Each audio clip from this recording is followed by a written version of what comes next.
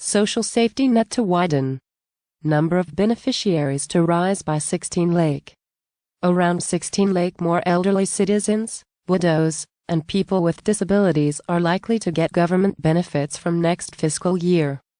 The amount of the cash allowance will be the TK 500 per month received by current beneficiaries, said Finance Ministry sources, adding that the government is set to expand the social safety net coverage in the upcoming budget.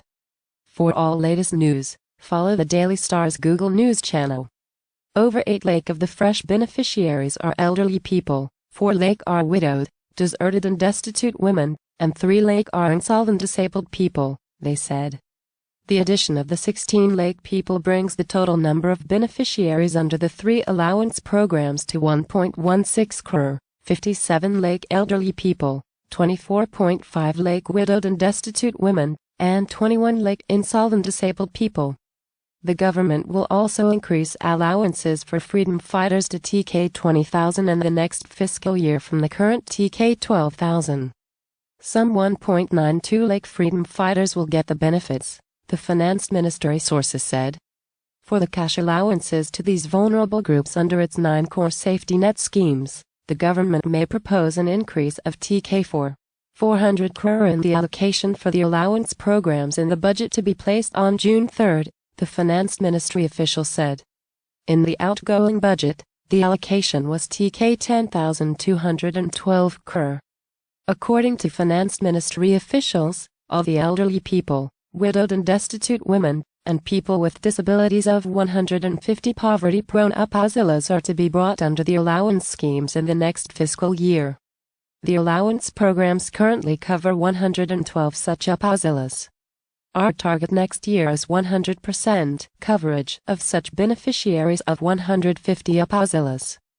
The government wants to cover all the upazilas of the country in the next 3 years, said a top official of the Finance Ministry, wishing not to be named.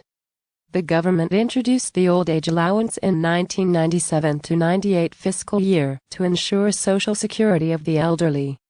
With 4 lakh beneficiaries who got TK 100 each, the expenditure in Bangladesh's old age allowance scheme is one of the lowest in the world. The government launched the widow's allowance the following year with the same goal. The monthly allowances under the scheme was initially TK 100. However, the amount of both schemes was raised to TK 500 3 years ago, which is still insignificant considering inflation and price hike of essentials. Social safety net programs, according to various studies, have been effective in reducing poverty in the country. Despite progress in lifting people out of poverty over the past decades, the government implements a number of safety net schemes to support the poor and vulnerable. Apart from these allowances and a one for freedom fighters, the government is also running food assistance programs such as Vulnerable Group Development (VGD), Vulnerable Group Feeding (VGF), Test Relief, Trail, and Food for Work. Every year, the size of the safety net increases. The need for higher allocation for the social safety net programs in the budget was badly felt during the ongoing COVID-19 pandemic. To meet its growing expenditure for social protection and safety net programs, Finance Ministry officials said the government may earmark TK 103,600 crore for the next fiscal year 2021-22.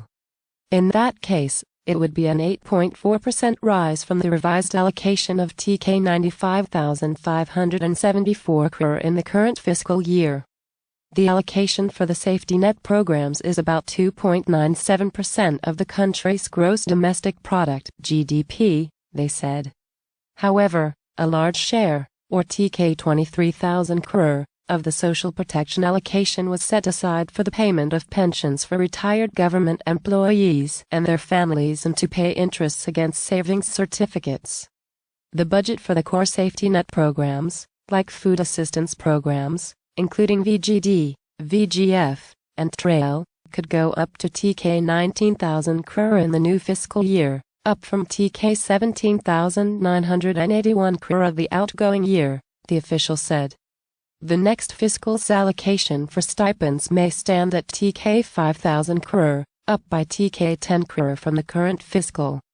The allotment for other social protection programs may go up to TK 65,000 crore, up 41.47% year-on-year. Despite such an increase in allocation, there are concerns raised by experts and various studies that the real poor and vulnerable usually do not benefit from a large portion of social protection allocation. In September last year, a Center for Policy Dialogue (CPD) study found that 65% of the fund from the government's social safety net programs went to the non-poor owing to nepotism, corruption and political consideration in selecting beneficiaries.